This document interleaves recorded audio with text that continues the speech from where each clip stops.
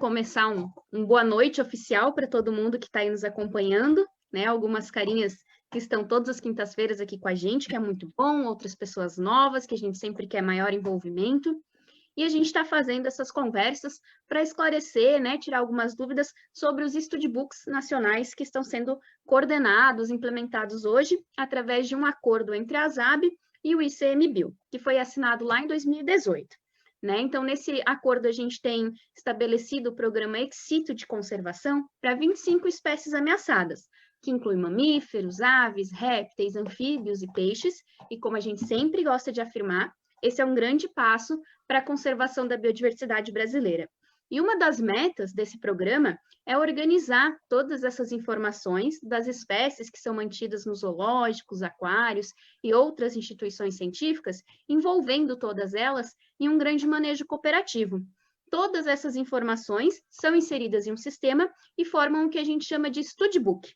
E essas informações são organizadas e avaliadas por um profissional técnico que a gente chama de studbook keeper. E por que essas informações são tão valiosas? É com base nelas que todas as indicações, inclusive de pareamentos, né, são realizadas para que a gente consiga estabelecer uma população com número suficiente e saudável geneticamente para garantir que essas espécies não desapareçam. E além do trabalho de todas essas instituições, é importante que a sociedade conheça esse trabalho que está sendo realizado e possa se envolver também, entendendo principalmente a importância dessas espécies, as ameaças que elas vêm sofrendo e como que a gente pode contribuir para diminuir ou até extinguir, que seria melhor ainda, né, essa ameaça de extinção de cada uma delas. Então, é por tudo isso que nós estamos nos reunindo todas as quintas-feiras para conversar com vocês, né? A gente, de novo, faz aqui já o pedido de sempre continuarem acompanhando, divulgando esse trabalho, para que todo mundo possa compreender melhor essa cooperação entre as instituições. E para a live de hoje, nós vamos falar um pouco melhor dos programas da Onça Pintada e do Cervo do Pantanal. Para isso, a gente tem a participação da studbook keeper Maria Fernanda Gondim, da especialista do ICMBio, Rose Gasparini Morato, e também da nossa convidada Eveline dos Santos Zanetti, que é do Centro de Conservação do Cervo do Pantanal Tijuá. Para quem viu a divulgação, eu peço aqui, né, desculpas para todos. A gente tinha também como convidada a studbook keeper Cristina Harumi Adania, que é a studbook keeper da Onça Pintada. Infelizmente, por alguns imprevistos, ela não vai poder estar com a gente nessa noite, mas tentaremos representá-la ao máximo. E numa outra oportunidade, claro, a gente já estende o convite aqui para que ela possa voltar a se reunir com a gente e falar um pouquinho melhor desse programa. Mas, de qualquer forma, sejam todos bem-vindos aqui para a nossa conversa. E para a gente começar, claro, vamos conhecer melhor cada um dos participantes aqui de hoje, da sua experiência profissional. Então, eu vou pedir, né, que entre o grupo a Rose já está mais experiente nessas conversas, para a Rose começar se apresentando, depois a Maria Fernanda e a Eveline. Bom, boa noite a todos. É um prazer participar dessa live, né, da ASAB, junto com o ICMBio, que tem essa parceria tão importante, né, para a execução dos programas de cativeiro dessas espécies ameaçadas. Bom, meu nome é Rose, eu sou veterinária, eu trabalho no CENAP, que é o Centro Nacional de Pesquisa e Conservação de Mamíferos Carnívoros, do ICMBio. E hoje tá bem interessante participar dessa live, porque assim que eu me formei, o meu primeiro emprego foi com o Cervo do Pantanal, no mesmo lugar que a Eveline trabalha hoje. Então, assim, é muito emocionante, né, estar perto dela e estar, de uma certa maneira, rememorando essa minha experiência de trabalho lá. Aí, depois que eu trabalhei nesse mesmo Centro de Conservação do Cervo do Pantanal, eu comecei a trabalhar com onça pintada, né, mais com carnívoros, e venho trabalhando com eles desde então. Não vou nem falar quantos anos faz isso, para não denunciar a minha idade.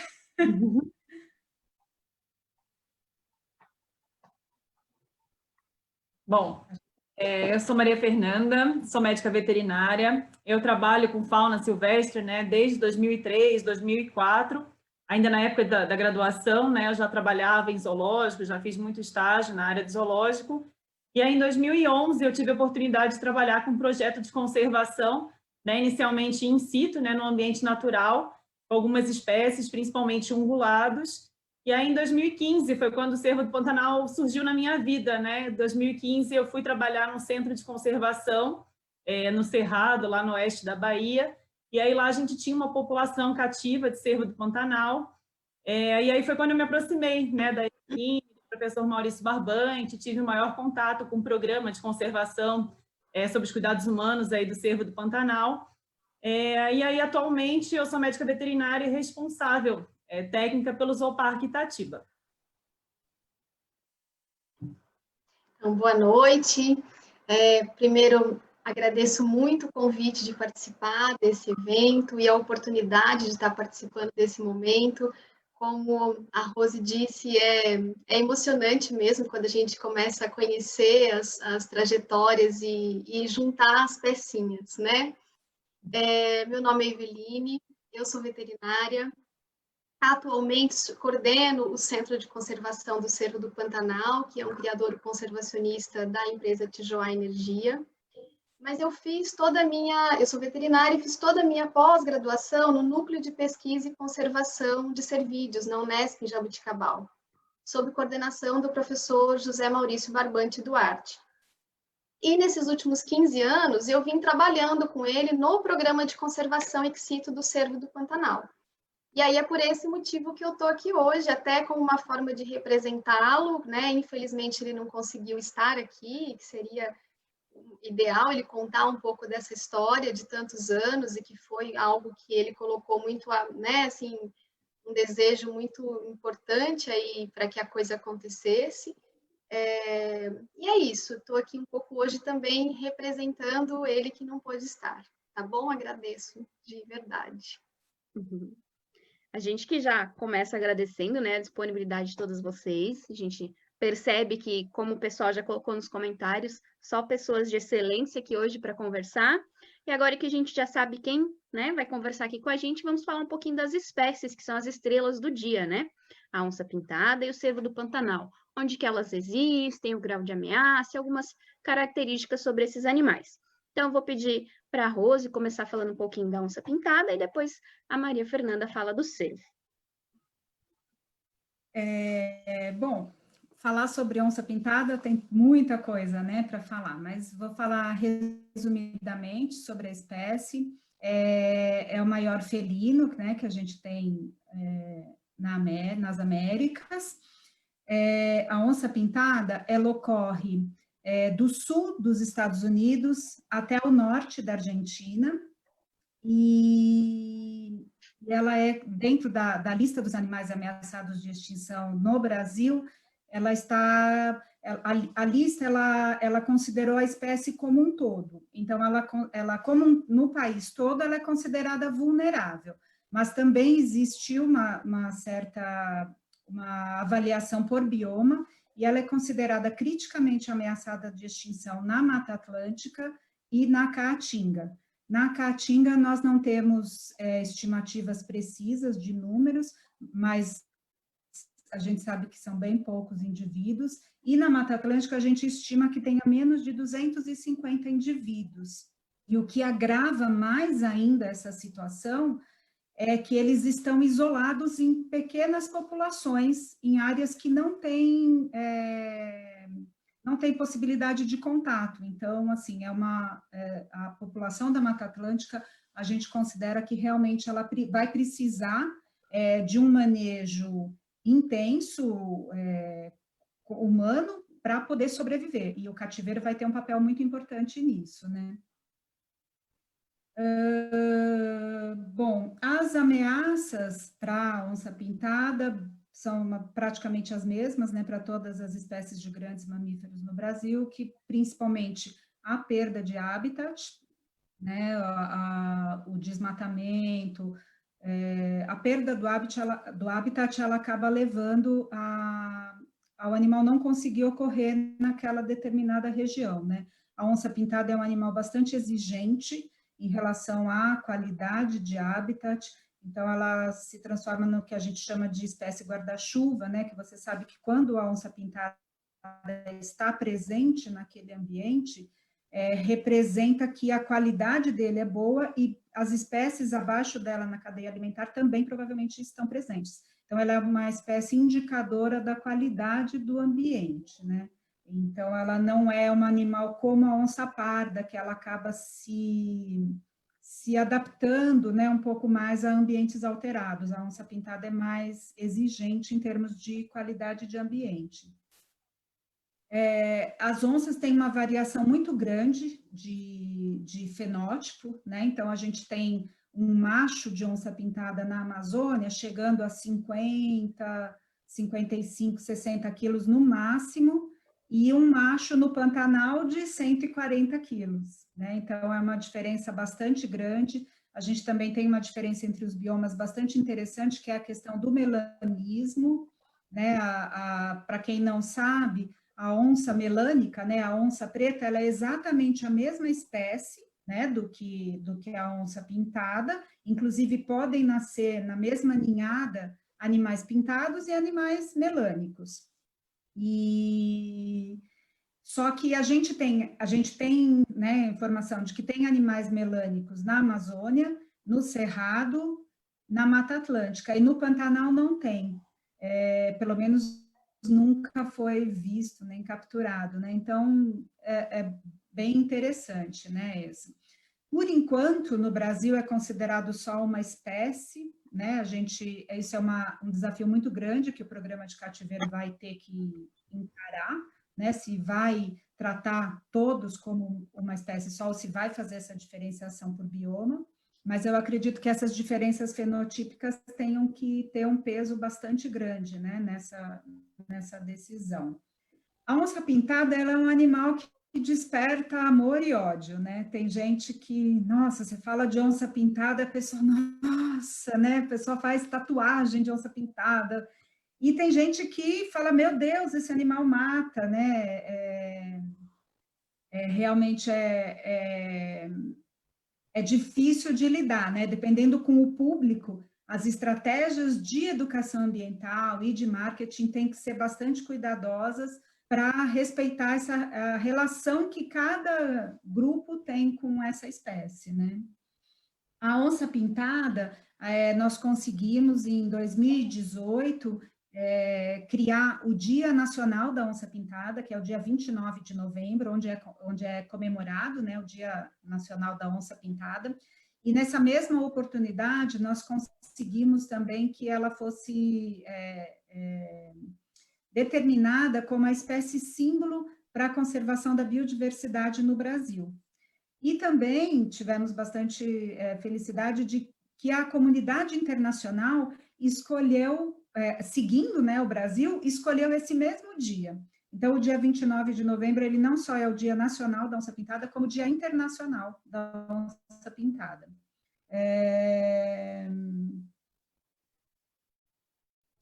Acredito que é isso. Resumidamente, sobre a espécie, acredito, depois, se o pessoal tiver mais dúvidas, tudo pode colocar no chat que a gente responde.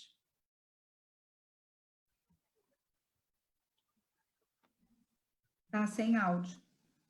Thaís, se você quiser colocando a apresentação enquanto eu vou falando, que aí eu vou apresentando o cervo.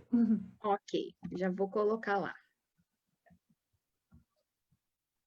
Bom, então o cervo do Pantanal é o maior cervídeo aí da América do Sul, né? Ele pode chegar aí a cerca de 130 quilos, um macho adulto, as fêmeas em torno de 100 quilos. Né? Ele tem essa coloração avermelhada aí, esse tipo de pelo bem lanoso, né? Tem umas áreas mais enegrecidas na região das patas, na região do focinho. Tem umas áreas mais claras na região submandibular, em torno dos olhos, na face interna da orelha, né? São animais que têm hábitos solitários, aí geralmente eles andam solitários, mas podem ser encontrados também em pequenos grupos, geralmente fêmeas associadas a filhotes. São animais que habitam, né, ambientes de áreas de várzea, áreas alagadas, né? Então, para isso, eles têm uma adaptação também nas patas, então eles têm uma membrana interdigital, né, que é para eles se locomoverem nesses ambientes mais pantanosos, mais alagados. São animais que são herbívoros, né, ruminantes, e aí eles se alimentam, a gente considera eles como pastadores e podadores, porque eles se alimentam de brotos de alguns arbustos, eles se alimentam também de vegetações que são encontradas mais nessas áreas alagadas, né? Então, são plantas aquáticas, né? Mais associadas a essas regiões alagadas. A gente tem uma diferença bem marcante, aí os machos eles são maiores do que as fêmeas, eles possuem essa galhada, né? Os chifres. E esses chifres eles têm diferentes ramificações. Esses chifres eles são trocados periodicamente, de acordo com a alimentação do animal, de acordo com a idade, e aí eles vão atingindo, vão alcançando um tamanho maior, com maior número de ramificações, né?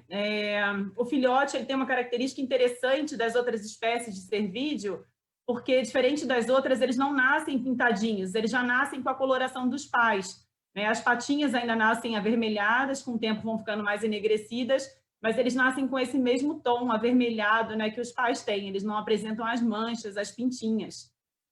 Geralmente a gestação leva em torno de 8 a 9 meses, um filhote só, não existem registros, né, de gestações gemelares. O filhote acompanha a mãe aí durante os 4 ou 6 meses, ele amamenta, e com uns 2 meses ele já começa a se alimentar de alimentos verdes também, né? Então começam a se alimentar de gramíneas, de algumas leguminosas, dessas plantas aquáticas. São animais que têm uma longevidade aí em torno de uns 15 anos. Se quiser passar a próximo, Thaís. Isso aí exemplificando, né, isso que eu falei da galhada do cervo, né? Então, conforme a idade, ele vai trocando essa galhada. Essas 3 primeiras fotos aí que vocês conseguem ver, o animal está apresentando velame ainda, né, que é o processo dessa troca do chifre. E o número de ramificações vai aumentando com a idade, aí, como vocês podem ver nas últimas fotos. Pode passar. Esse é um filhotinho, então, demonstrando aquela característica que eu falei, né, que eles não têm pintas, eles têm a pele, o pelo avermelhado como os pais, não possuem as patas enegrecidas ainda. Pode passar. Então, aí uma mãe, né, apresentando os cuidados parentais, lambendo o filhote, estimulando para urinar, para defecar. Os filhotes, eles ficam escondidinhos durante os primeiros dias, e aí depois, na primeira semana, ele já consegue acompanhar a mãe, né? Pode passar também. E aí tem um mapa mostrando um pouquinho a distribuição geográfica, né? Se vocês observarem essa área vermelha achurada aí, mostra a distribuição histórica do cervo do Pantanal. Ela era bem ampla, né? Ocorria nas 5 regiões aqui do Brasil, pegava um pedaço da Bolívia, Paraguai, Argentina, Uruguai. E aí, em amarelo, são as áreas que ainda ocorrem registros do cervo. Então, a gente vê que teve uma redução significativa, né, na área de ocorrência do cervo do Pantanal. E aí, as principais ameaças para essa espécie, como eles habitam, né, em áreas de planícies alagadas, dos grandes rios e dos estuários, eles são muito suscetíveis em áreas de construção de hidrelétrica, né, que exatamente é o ambiente em que eles vivem, que é a área que vai ser inundada durante a construção da hidrelétrica.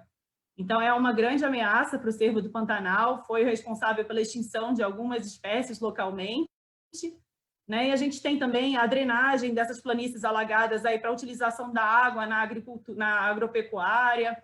A gente também tem um impacto que foi muito significativo, que foi a caça desses animais. Antigamente, a pele era muito utilizada para a confecção de material de montaria, né, para a utilização dos vestuários em áreas rurais.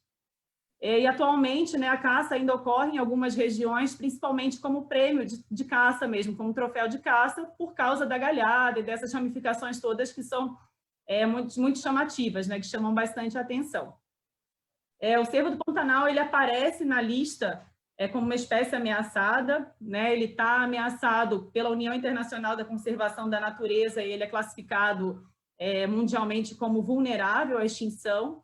Na lista nacional do ICMBio, ele também está classificado como vulnerável à extinção, e ele aparece em algumas listas dos estados, né? Então, ele está na lista de São Paulo como ameaçado de extinção, ele aparece na lista do Rio Grande do Sul, na lista de Minas Gerais, Paraná e Rio Grande do Sul, ele está como criticamente ameaçado de extinção, né? E na região de Santa Catarina, ele já é considerado regionalmente extinto, né? Então,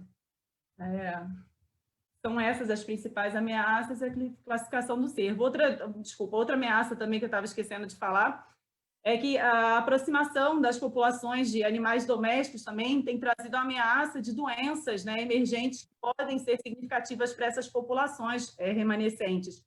Como são populações muito fragmentadas e isoladas, as doenças podem ter um impacto devastador nessas populações. Então, a febre aftosa, né, algumas doenças como as doenças hemorrágicas que acometem os bovinos, podem também acometer os cervídeos, a babesiose, os ectoparasitas, endoparasitas podem ter um impacto bem significativo nessas populações remanescentes. Perfeito. Já tivemos grandes explicações sobre os dois animais, né, que são as estrelas aqui da nossa conversa de hoje. Então, agora que a gente já conhece um pouquinho das espécies, né, é interessante a gente saber, já que esse acordo, como a gente sempre repete, é um acordo entre a Associação de Zoológicos e Aquários e o Instituto Chico Mendes, é saber como que o Instituto trabalha nesse processo, né, de conservação das espécies ameaçadas no Brasil, as ações que são desenvolvidas. Por isso, agora a Rose vai falar um pouquinho melhor da atuação do Senap, né, que é o centro responsável por essas espécies, frente a esses programas que estão sendo realizados. Bom, então, o Senap, ele foi criado em 1994, e inicialmente, né, até pouco tempo, ele sempre foi bastante conhecido, né, e trabalhou unicamente com os mamíferos carnívoros.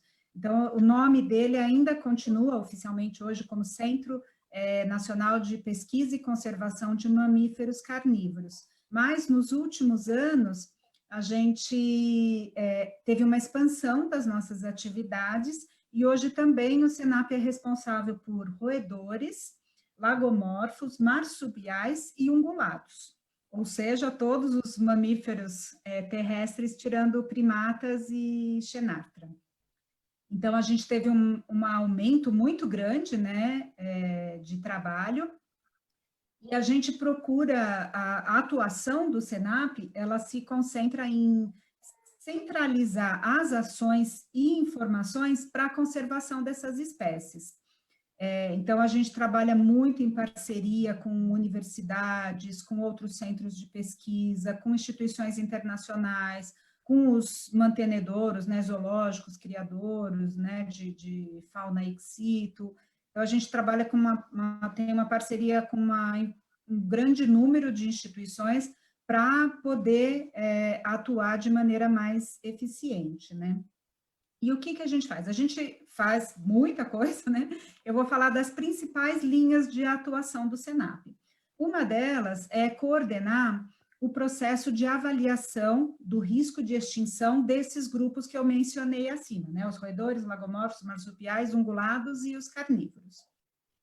Então, assim, a lista de espécies ameaçadas é uma coisa que a gente usa muito, né, no meio da conservação, né, todo mundo fala, espécie ameaçada, não é ameaçada, e muitas pessoas não sabem como que ela surge, né, de onde que vem essa lista, né, senta um número de pessoas lá e fala, eu acho que eu acho que não é, já foi assim, agora tenho muito orgulho, né, de falar desse processo que o ICMBio implantou, que é um processo extremamente científico, onde todas as informações publicadas cientificamente sobre cada uma das espécies tem uma ficha, né, que a gente chama, na verdade, ficha parece uma coisa pequena, mas é uma coisa enorme, num sistema que chama Salve. Então, essa ficha ela é atualizada constantemente, e a partir dessas informações científicas, são aplicadas fórmulas matemáticas que vão definir em que critério de ameaça cada uma das espécies está. Isso, para roedores, vocês imaginam o que significa, né? Quantas espécies são, né? Mas, assim, é um trabalho muito bonito e muito sério, né? Muito com a seriedade que a lista exige, né? Que realmente um animal estar na lista de ameaçados ou não tem uma série de implicações em relação a políticas públicas, em relação a obras de desenvolvimento, então é uma coisa muito séria e é feita de maneira muito, muito bonita e muito responsável pelo ICMBio. Uma outra linha de atuação que a gente tem é o programa Monitora, que ele ele avalia ele faz o monitoramento do índice de biodiversidade das unidades de conservação. Então, é um programa que é coordenado por Brasília e o SENAP coordena a parte do protocolo TIM, né, que é o protocolo avançado, que é o que utiliza armadilhas fotográficas para mamíferos. Então, a gente consegue definir com o monitoramento, a partir dos anos, se o índice de biodiversidade daquela UC que está sendo avaliado, ele está melhorando, ele está se mantendo ou ele está caindo. Com isso, você conseguindo, né, a gente conseguindo fazer isso com um número grande de UCs, você consegue estabelecer prioridades, que o UC está precisando de um manejo mais intensivo, de mais fiscalização, qual que está bem, né? Então, dentre os poucos recursos humanos e financeiros, né, que a gente tem, a gente consegue priorizar qual UC está mais precisando de atuação. Outra coisa que a gente faz também são pesquisas para subsidiar a implantação de políticas públicas. Então, os centros de pesquisa do ICMBio, que atualmente são 14, né, tem nós, a gente com mamíferos terrestres, tem o CPB com primatas e xenartra, tem o RAM, o CEMAV, né, o pessoal que tem acompanhado as lives está conhecendo cada um dos centros, né. A gente é responsável dentro do ICMBio para gerar e gerenciar informações científicas que são utilizadas como base para a implantação de políticas públicas para a conservação da biodiversidade. E uma outra ação que a gente tem são os famosos PANs, que a gente fala tanto, né, que são os Planos de Ação Nacionais. Então, qual que é o objetivo de um PAN, né, que eu sempre costumo falar quando o pessoal vai fazer estágio lá no Senap. Quando você tem muita coisa para fazer, pouca gente, pouco dinheiro, o que você faz? Primeiro você senta e chora, depois que você fala, bom, tem que fazer alguma coisa, você prioriza. Então, o PAN, ele nada mais é do que uma priorização das ações que precisam ser feitas para aquela espécie ou para aquele grupo, né? Depende do tema do PAN. Então, são feitas oficinas que têm uma metodologia própria, bem definida, onde participam vários atores que têm atuação frente àquele grupo, né, de espécies daquele PAN. Então, são pesquisadores, são proprietários rurais, são empresas de desenvolvimento, estradas, hidrelétricas, Ministério Público, Polícia Federal. Então, a gente procura convidar todos os atores que atuam tanto nos fatores de ameaça como para a conservação daquele grupo de espécies, e juntos a gente define quais são os objetivos e as ações para os próximos 5 anos, as ações prioritárias para aquelas espécies, né? O PAN, ele gera um documento, esse documento, ele serve de base para a aplicação de diversas políticas públicas, inclusive para editais de financiamento, Boticário, Fundo Nacional do Meio Ambiente, várias dessas agências de fomento já tiveram editais que exigiam que os projetos se incluíssem em uma das ações consideradas prioritárias pelos PANs. E a questão do programa de cativeiro é a mesma coisa, né? As 25 espécies foram definidas conforme os PANs disseram que o cativeiro era prioridade ou não, né? E só complementando também a informação, a partir dos PANs também surgiram os PRINs, são um pouco menos conhecidos, mas que também são igualmente importantes, que os PRINs, eles unem várias ações que são comuns a vários PANs. Então, por exemplo, vários PANs dizem que atropelamento é uma ameaça importante. Então, o PRIN, ele trata de uma maneira geral como lidar com a questão das estradas, ferrovias e tal, né? Então, também o PRIN é uma ferramenta bastante interessante e eu recomendo que as pessoas visitem o portal do ICMBio, tem informações ótimas, tem todos os PANs, todos os PRINs, tem toda uma descrição do processo de como eles são feitos, e isso é bem interessante. Então, acho que é isso. Então, o Senap também, né, participa ativamente dos PANs, de vários PANs, as atividades de pesquisa e análise de dados. O Senap ele tem se caracterizado cada vez mais como um foco, um polo de excelência em análise de dados. Então, a gente recebe muitos alunos de outros, até de outros países ou de outros locais que vêm trocar ideias e desenvolver projetos em conjunto com os técnicos do Senap. A gente trabalha também bastante com modelagem para áreas prioritárias e redução de impactos. Então, essa modelagem de áreas prioritárias, ela pode vir a gerar a sugestão de criação de novas unidades de conservação ou expansão de novas unidades de conservação, baseado na real ocorrência, né, de espécies importantes. Também é muito importante o desenvolvimento de ações de educação ambiental. E a gente também, no Senap, a gente gerencia um banco de amostras biológicas específica para mamíferos carnívoros. Então, a gente tem hoje, o centro tem, esse banco de amostras tem amostras de mais de 1.600 indivíduos diferentes de mamíferos carnívoros, e o objetivo desse banco são dois objetivos principais. Um deles é ser o que a gente chama de zoológico congelado. Se daqui 300, 400 anos a gente precisar de amostras desses animais para clonagem, né, para alguma técnica mirabolante que vai estar disponível, a gente precisa coletar amostra agora, né? Então, um dos objetivos do banco é esse, e outro objetivo é subsidiar projetos de pesquisa. Então, se um pesquisador de uma universidade quer estudar a genética de onça-pintada, ele não precisa partir do zero e ir a campo, capturar, submeter os animais a risco, gastar um monte de dinheiro, tudo. Ele pode solicitar essas amostras do banco de amostras do Senap, e a gente cede essas amostras, o projeto é avaliado por um comitê, e se for considerado relevante para a conservação da espécie, o Senap cede, e também são consultados os pesquisadores que depositaram as amostras no banco, e aí tudo isso sendo aprovado, a gente cede as amostras. Acho que, resumidamente, é isso que a gente faz. Nossa, que resumo, hein?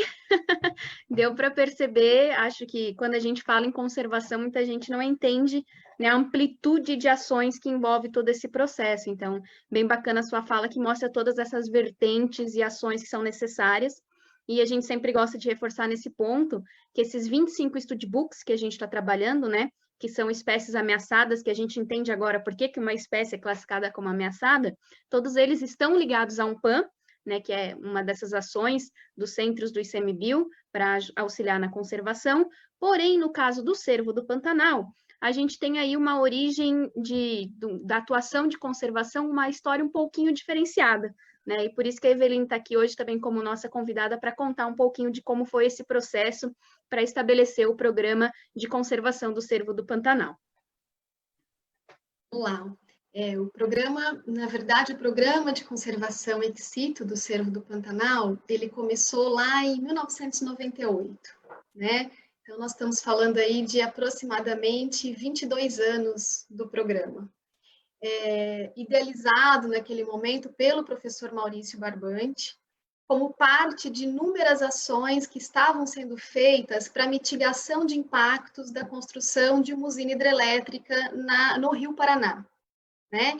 Então, essa hidrelétrica, esse empreendimento ia ser construído, e a população daquele local, como a Fernanda bem disse, esse animal ele precisa das áreas alagadas para viver, ele vive nessas áreas alagadas, e as várzeas, né? E o principal impacto são as construções desses empreendimentos hidrelétricos.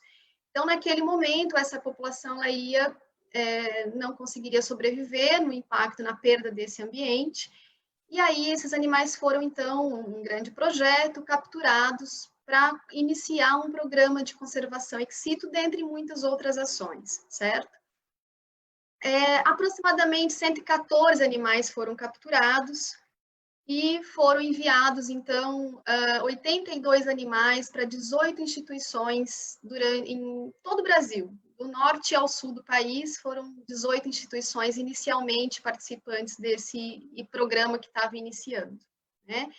Então, o professor Maurício, junto com a equipe, naquele momento, montou um protocolo de manejo e distribuiu para essas instituições, né, o convite para essas instituições que estavam entrando, aí entre zoológicos, criadores particulares, enfim, uma série de instituições com diferentes características. E esses animais, então, foram encaminhados para essas instituições para montar o livro de registro genealógico e iniciar o programa de conservação ex situ. Bom, esse programa, ele foi, como qualquer programa, né, o intuito inicial era manter um retrato fiel da população que estava vindo de vida livre, então manter a maior, né, manter a variabilidade, a diversidade genética daquela população, para que esses animais fossem importantes no futuro, né, mantivessem a sua capacidade evolutiva e pudessem contribuir para outras populações e até, né, para populações que estavam aí ameaçadas em vida livre. Importante salientar, e é importante a gente tendo a história, lembrar que desde 1990, 91, já havia uma população cativa, né, uma população um criadouro conservacionista de cervo do Pantanal, que é o criadouro que eu estou hoje, que é o criadouro que a Rose disse, e essa população ela é da bacia do rio Tietê. Então, nós temos em cativeiro hoje, em criadouros, a população da bacia do Rio Paraná, que começou o livro de registro genealógico lá em 98, e nós temos a população da bacia do Rio Tietê, que começou lá em 1990, um outro programa de conservação, de uma forma um pouquinho diferente. Esses animais da bacia do Rio Tietê, eles entraram no livro de registro genealógico, que começou em 98, só em 2005. Então, de 91 a 2005, essa população foi manejada de formas diferentes, né, da manutenção de um programa, de um livro de registro, de um protocolo de manejo. Então, a partir de 2005, ela entrou dentro do livro de registro genealógico e passou, então, a manter esse protocolo, a tentar manter esse protocolo de manejo e ser manejada junto com a outra população da bacia do Rio Paraná. Mas essas populações, elas até hoje são manejadas de forma separadas, elas não estão misturadas, elas não foram, né, fundidas, porque não havia uma segurança da similaridade genética dessas populações. Hoje a gente sabe já que existe uma certa similaridade, bastante similaridade, mas ainda são manejadas de forma separada, tá? Bom, é legal também que diferente, né, do primeiro, quando fundou a população lá, esses animais da bacia do Rio Paraná foram enviados para 18 instituições, enquanto essa população da bacia do Rio Tietê, ela ficou restrita a 2 instituições apenas, né? Sendo a maior parte dela, maior parte, mais de 90%, numa única instituição, que é o Centro de Conservação do Cervo do Pantanal. Nas últimas análises que nós temos fechadas do Studbook, aí a Fernanda depois fala um pouco mais, mas nas últimas análises, nós temos hoje aproximadamente 14 instituições no programa, né, que uma está saindo, mas enfim, 14 instituições, sendo que tem 71 animais no programa. Se nós imaginarmos que nós começamos esse programa com 82 animais provenientes de Porto Primário, lá da bacia do Rio Paraná, e mais 45 animais da bacia do Rio Tietê, nós tínhamos 127 animais que começaram o programa com potencial de fundação, né? E hoje nós temos aí por volta de 71 animais, porque isso muda toda hora, né? Toda hora nascem e morrem animais, mas 71 animais. E aí, quando a gente analisa isso, a gente olha, né, a história para a gente chegar lá no finalmente dos desafios desses 22 anos, a gente começou com 18 instituições, hoje nós temos 13, 14 instituições, então esse número foi flutuante, ele aumentou um pouquinho de 18, diminuiu um pouquinho de 18, mas nunca aumentou muito, então a gente manteve sempre essa média de número de instituições, e é claro que quando a gente diminui o número de instituições, a gente vai diminuir o número de animais mantidos, não tem como, isso é espaço físico, né? E a gente percebe que quando aumenta muito o número de animais em determinada instituição, isso perde o controle também. Em termos de fundadores, que são os animais que vieram, né, de vida livre e reproduziram e efetivamente contribuíram geneticamente para essa população, nós tínhamos aí 82 animais que poderiam ter contribuído para a população da Bacia do Rio Paraná, mas efetivamente só 21 contribuíram hoje. E aí, na Bacia do Rio Tietê, só 14 fundadores hoje. Então, nós temos aí de 45 fundadores, vieram, né, depois de quase 30 anos, 14 fundadores. E na população da Bacia do Rio Paraná, de 82, 21 fundadores. Essa é a história geral do que, assim, né, do que nós temos dentro dos programas, mas do Cervo é uma história que dá para ver muito bem esse perfil, porque começou, a gente sabe todo, né, quantos animais vieram, todos os animais vieram de uma única população. Enfim, de uma forma muito geral, esse panorama, né? A gente vai chegar aí e falar um pouco agora dos desafios, porque, na verdade, o que a gente aprendeu muito nesses 22 anos foram muitos desafios mesmo. Eu acho que um dos principais desafios aí é aumentar, né, o número de instituições participantes do programa. Isso não é simples, porque nós temos aí um recinto, né, uma exigência de um recinto que não é qualquer recinto, que é um recinto que exige determinadas especificações, que não são recintos baratos, mas principalmente o manejo do cervo, né, que depende de algumas questões, assim, que às vezes as pessoas ficam um pouco desanimadas, mas na verdade é um processo de persistência, de conhecer a espécie, né? Quem persistiu sabe aí que isso faz parte, mas não é simples, porque é uma espécie que é de um manejo, né? Que precisa de um manejo mais cuidado. De qualquer um exige cuidado, mas o cervo tem algumas especificidades que precisam, né? De uma certa atenção em alguns pontos. Minimizar a diferença de manejo nos animais, entre os animais das instituições, né? Assim, seguir os protocolos de manejo, isso há uma grande dificuldade no seguir essas coisas essas determinações que, na verdade, foram aprendidas, né? Com muitos erros, e foram aprendidas, e a gente sabe que, se não for dessa forma, a gente vai perder animais mesmo. Diagnosticar os óbitos ainda é um grande problema no programa, depois de 22 anos, porque se a gente diagnostica bem os óbitos, a gente minimiza novos óbitos pelos mesmos problemas, né? E isso tem sido um problema. Uma questão muito importante para o cervo, no programa de conservação, você faz troca de animais entre instituições, né? Para você fazer os melhores acasalamentos. A permuta de animais dentro do programa do cervo é algo muito complexo. Nós temos aí uma média de 2 anos e meio, né, entre você indicar um cruzamento e o animal estar no local. É muito tempo, né? Em 2 anos e meio o animal já poderia ter tido praticamente 3 filhotes. Então, e aí você tem a questão da troca de chifre, às vezes, tá trocando aí, não pode transportar, enfim, você tem uma série de questões que são, ou nasceu aí, não pode transportar, ou enfim, uma série de questões muito complexas nessa questão da permuta. São animais muito grandes, são animais que o transporte é caro, são animais que são sensíveis ao manejo desse transporte, que precisa ser feito com determinados cuidados muito importantes. A questão, né, da relação entre as instituições e a coordenação dos programas, que é uma coisa que precisa ser cada vez mais estreitada para que a coisa ande, funcione, né, a comunicação flua, e a gente espera, né, e ficou muito feliz com essa possibilidade, né, com a união da ASAB, do ICMBio, com a forma como isso está sendo conduzido, assim, é uma forma diferente do que a gente viu até hoje. Isso é muito bacana, muito legal.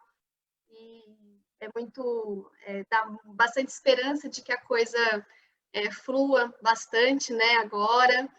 A questão dos bancos genéticos e do germoplasma, que é algo que dentro desse programa já devia estar, né, assim, poderia estar sendo implementado de uma forma bastante ampla e que ainda a gente não conseguiu de verdade efetivar isso.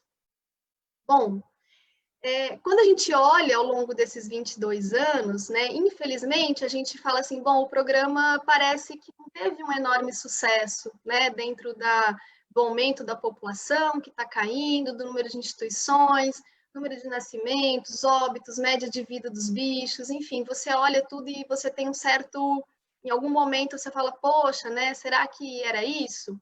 Por outro lado, quando você olha de verdade, pensa que até a década de 80, nós não tínhamos, ninguém praticamente conseguia manter cervo em cativeiro, ninguém conhecia nada dessa espécie, e 80 está aí, né? 1980 não é tanto tempo assim, perto de uma, né, de uma espécie, de uma evolução, enfim.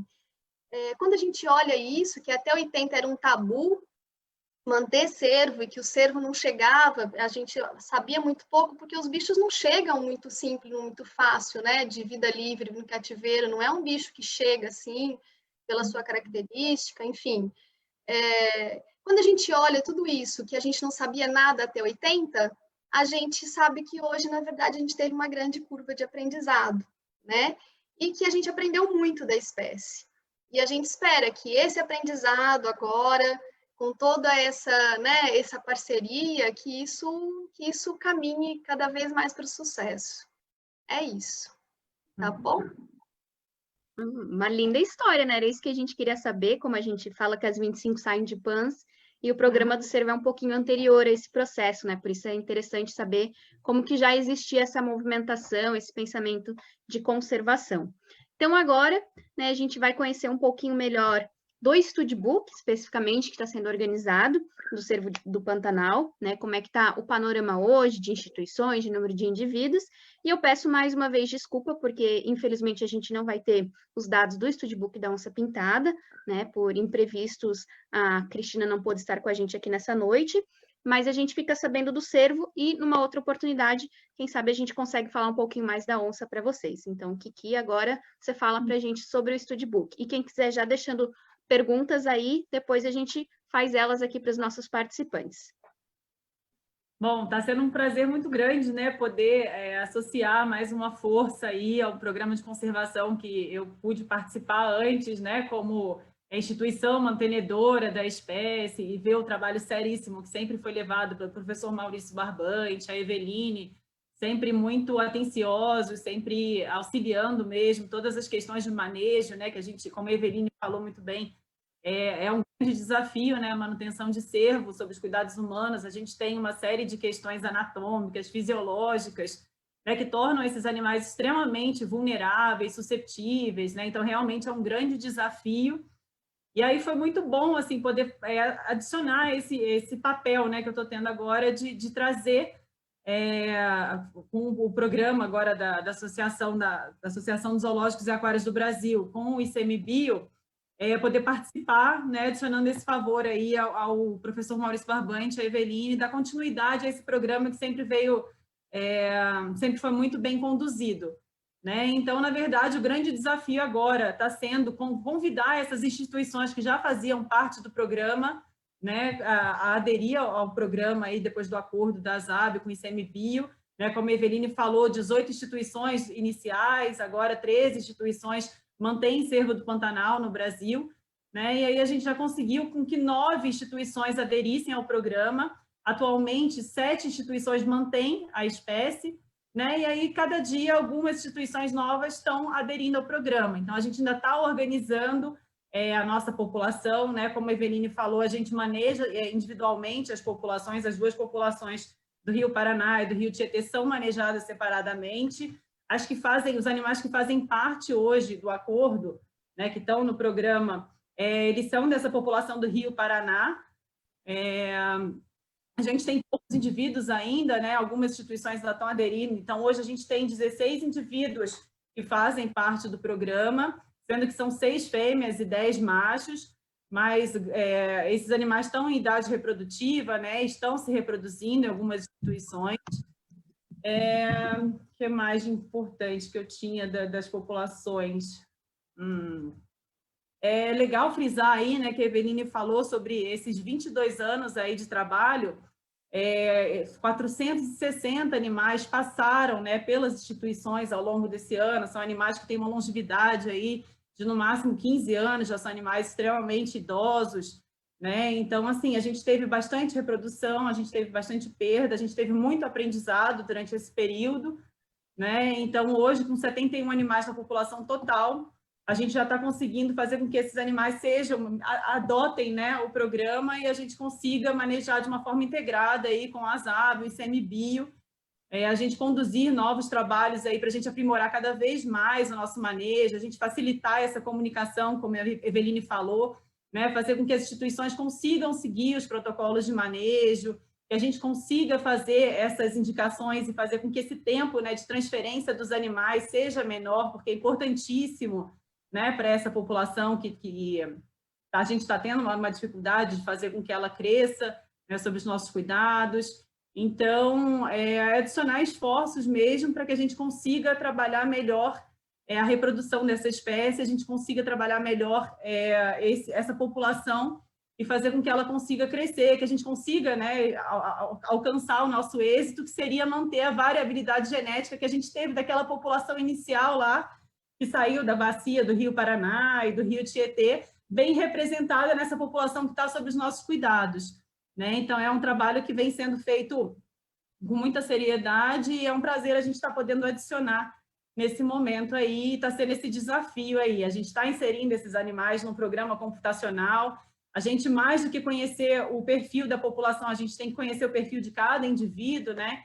Então, a gente tem todas essas informações que foram compiladas aí ao longo desses 22 anos, a gente tem esse histórico, então a gente consegue trabalhar isso, e depende muito da seriedade, do compromisso de todo mundo que está fazendo parte desse programa, né? Que está associando. Com certeza, né? Então, a gente já sempre reforça, né? É um convite também para as instituições estarem aderindo e colaborando junto com a gente para ter esse sucesso, né, nos studbooks. Então, aqui a gente tem 2 perguntas do pessoal que está nos assistindo e depois a gente vai para a finalização aqui da nossa live. A primeira pergunta é para a Rose, do Marcos. Ele quer saber se esses incêndios em grande escala que estão acontecendo no Pantanal podem ter um impacto negativo e significativo nas populações daquele bioma. Com certeza, né? Realmente é uma extensão dos incêndios é muito grande, né? A gente nunca, historicamente, não se tem notícia, né, de incêndios tão intensos nessa época do ano, e com muita pouca chuva, né, e isso tá bem grave.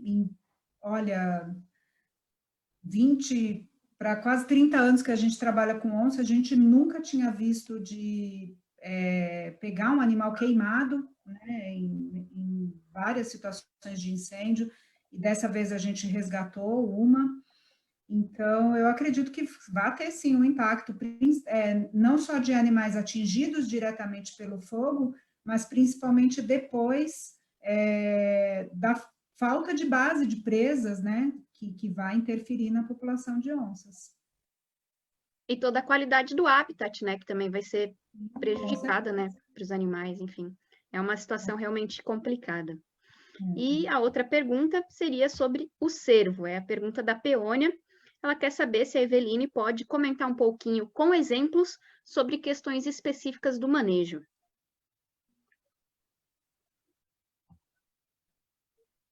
Não mudo.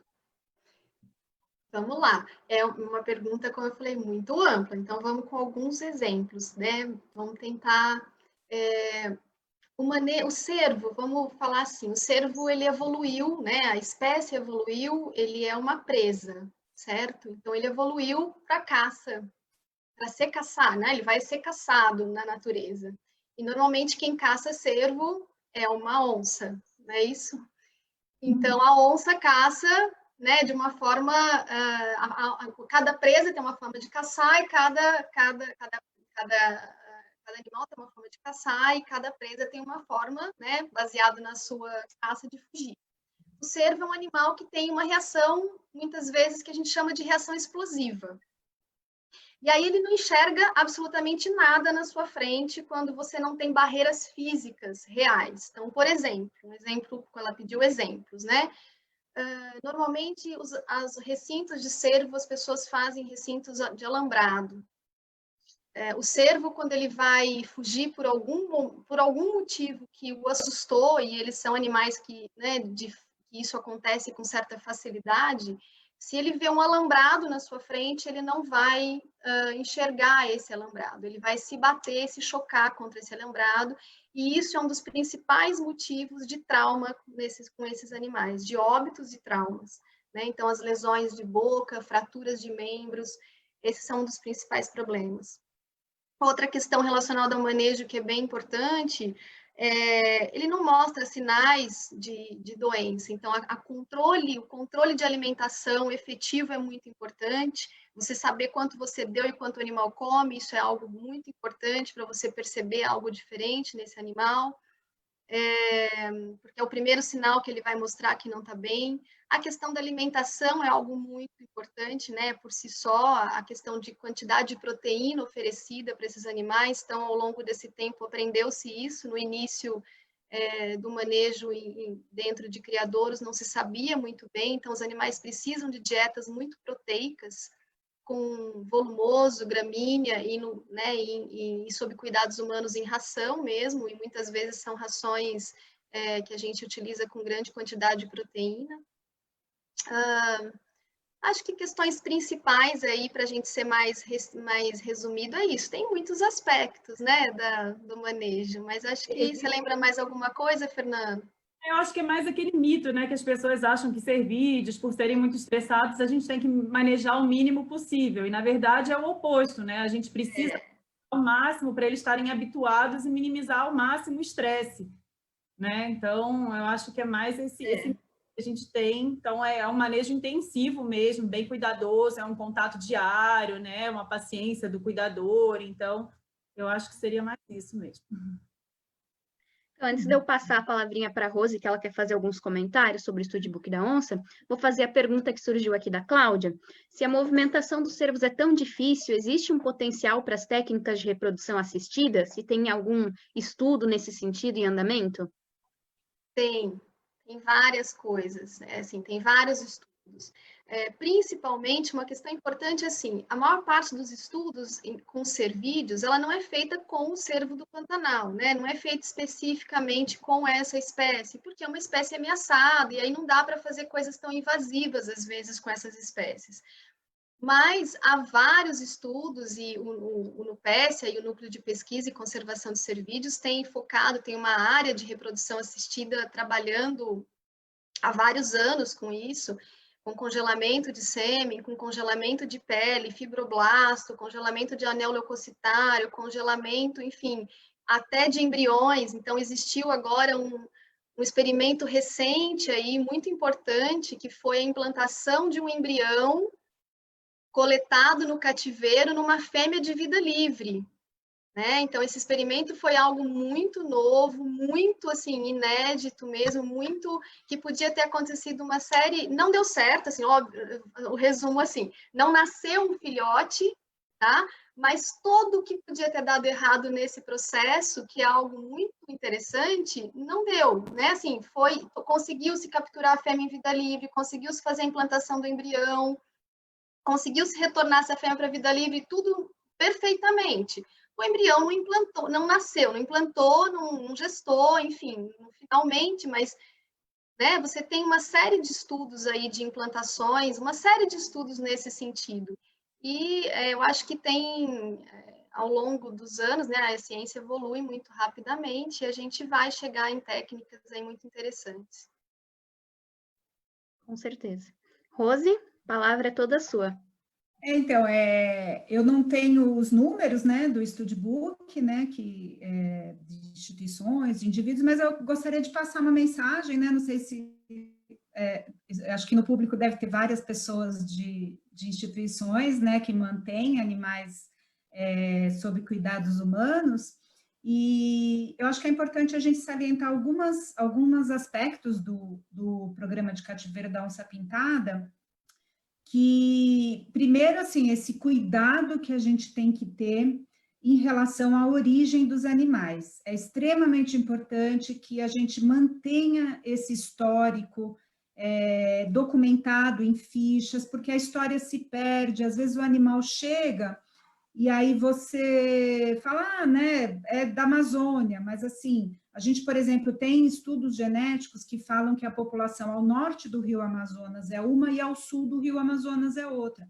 Então, faz muita diferença saber exatamente o município, de preferência as coordenadas geográficas, né, da onde o animal foi pego. Então, assim, salientar alguns aspectos que as instituições têm que ter na cabeça. Então, é importante manter o histórico de origem dos animais, muito cuidado no pareamento, para a gente evitar de estar colocando animais pareados de biomas diferentes, antes que isso tenha sido estudado pelo Studbook e definido como realmente uma estratégia a ser feita, né? Pode ser que a gente faça, mas isso tem que ser estudado, não pode ser uma decisão ao acaso, né? Como eu falei, existem diferenças fenotípicas muito grandes entre as populações dos diferentes biomas, e a gente tem que respeitar isso e fazer isso de uma maneira muito bem pensada. Isso também salientar que a população nos zoológicos é uma população majoritariamente idosa, e a gente tem... os animais estão morrendo e a gente vê algumas instituições que estão perdendo o interesse em manter a espécie. Isso não pode acontecer. A gente tem poucos locais com muitos animais e os zoológicos, em sua grande maioria, com animais idosos ou desistindo de ter a espécie. Então, um dos objetivos do Studbook também é esse, é incentivar que as instituições continuem mantendo a espécie, que isso é importante para o programa de cativeiro e é importante para o conhecimento da espécie pela população brasileira, né? A gente sabe o quanto que as instituições de cativeiro são importantes para que a população conheça, se encante com a espécie, né, e tenha interesse na sua conservação. Era esse recadinho. Perfeito. E, né, para a gente finalizar aqui a nossa conversa, a gente sempre gosta de reforçar esse aspecto de que hoje a gente trabalha com a conservação integrada. Então, é todo esse trabalho de manejo ex situ das instituições envolvidas, junto com o trabalho in situ, em campo, e as ações de pesquisa, de educação ambiental, né, que já foram comentadas um pouquinho aí também das ações que o Senap faz nesse sentido. Então, é realmente uma colaboração entre vários aspectos, né? Então, eu queria que vocês falassem um pouquinho, para quem quiser saber mais sobre a espécie, tem mais curiosidade, né? Onde que ele pode buscar mais informações, tem alguma dica de material para esse pessoal fazer leitura, ter como referência? Quais as indicações que a gente pode fazer? Posso começar? Começar. Bom, em relação à onça, como eu falei anteriormente, a gente tem muita informação de qualidade, informação bastante importante no portal do ICMBio. Dentro do portal do ICMBio tem o site do Senap, que também tem bastante informação interessante, tem o site do Instituto Procarnívoros, que também tem bastante interação, tem as mídias sociais do projeto Onças do Iguaçu, que também traz muitas informações muito legais e muito interessantes, tem muitos livros, né? Tem material sobre onça pintada, tem bastante. Sobre esse cervo do Pantanal também tem bastante material, o ICMBio também tem bastante coisa lá, né? Os sumários aí dos planos de ação nacional para conservação, né? Dos cervídeos, dos ungulados. Também tem um livro vermelho da fauna ameaçada, que também traz um pouco de informação sobre o cervo do Pantanal. A gente também tem, como a Eveline falou, o núcleo de pesquisa de conservação dos cervídeos lá da Unesp Jaboticabal. Eles desenvolvem muita pesquisa com os cervídeos de forma geral, o cervo do Pantanal não fica para trás, né? Então tem bastante coisa sendo desenvolvida, tem muito material publicado, tem muita pesquisa mesmo, tem muito material bom para ser lido e também tem muitos livros que falam sobre a espécie, né? Sobre a biologia, sobre o comportamento, sobre manejo, né? Então tem bastante material aí para as pessoas se informarem mais sobre a espécie. Eu acho que vocês falaram, é isso, né? Hoje, o que não, com a internet, o que não falta é material para a gente procurar, né, gente? Assim, e tem o site do NUPES, assim, lá tem bastante coisa, eles já estão deixando disponível bastante coisa. Sobre manejo específico do cervo, tem o livro de registro publicado em 2008, e tem bastante coisa com vídeo de manejo, com protocolo de manejo. Assim, agora vai ser tudo, né, colocado numa nova forma, mas tem isso publicado de forma digital. Perfeito. Então, já estão aí as dicas para quem quiser saber mais sobre onça pintada cervo do Pantanal. E para a gente encerrar de vez, como todos os outros participantes, eu dou aqui um minutinho para cada uma deixar sua mensagem final, aí seu convite final para quem está nos assistindo. Vou aqui pela ordem que vocês estão nas telinhas para mim, né? A Fernanda, depois a Eveline e a gente encerra com a Rose. Bom, queria agradecer, então, a oportunidade, aí falar que a gente está aceitando o desafio, que a gente vai fazer com que a população de cervo do Pantanal aumente. Eu tenho certeza que as instituições vão ter vontade de aderir ao programa e seguir à risca todo o protocolo de manejo, né, que já vem sendo desenvolvido, que foi elaborado aí pelo professor Maurício Barbantes, pela Eveline, pelo pessoal aí que pesquisou bastante no NUPES. Então, eu espero que a gente tenha uma adesão e que a gente consiga realizar essa missão aí de fazer com que a população aumente, que a gente consiga manter essa representatividade dessas populações aí que vieram do Rio do Paraná e do Rio Tietê, né, para os nossos cuidados, e a gente consiga mudar o status aí de conservação da espécie, né? Vamos ver se a gente consegue tirar o cervo do Pantanal de ameaçado em algumas regiões, de extinto em outras, né? Então, fica aí o meu recado. Sou eu? Bom, dizer que eu fico, e o professor Maurício também, nós já conversamos sobre isso, muito felizes com a entrada da ASAB e do ICMBio, com esse gás que o programa recebe, né, entre aspas. Agradecer a Fernanda, agradecer, né, especificamente a Rose, a Fernanda, a Ana, enfim, porque precisava, né, nós ficamos muito contentes mesmo com essa força toda que o programa recebeu.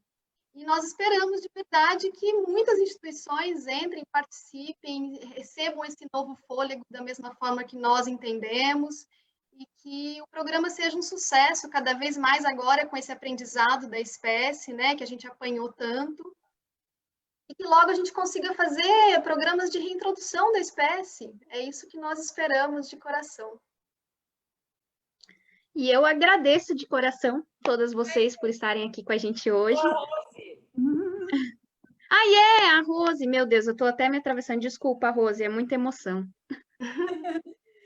Bom, então, eu queria finalizar falando um pouquinho sobre uma coisa que para mim é muito importante, é muito marcante, né? Eu já tenho muitos anos aí nessa seara aí da conservação, e eu acho que essa parceria entre o ICMBio e a ASAB representa bem uma coisa que eu acredito que é importante para a gente ser efetivo na conservação da biodiversidade, que é trabalhar em conjunto, né? Que é trabalhar em parceria, que é unir forças, né? As dificuldades são imensas, as ameaças surgem de todo lado, os desafios são muito grandes, né? Não só das próprias espécies, mas das vaidades humanas, do progresso, né? De todos os problemas são muitos, e a gente se unir é o único caminho, né? Então, eu acredito muito nas parcerias, e eu acredito muito que a gente só vai conseguir ser efetivo trabalhando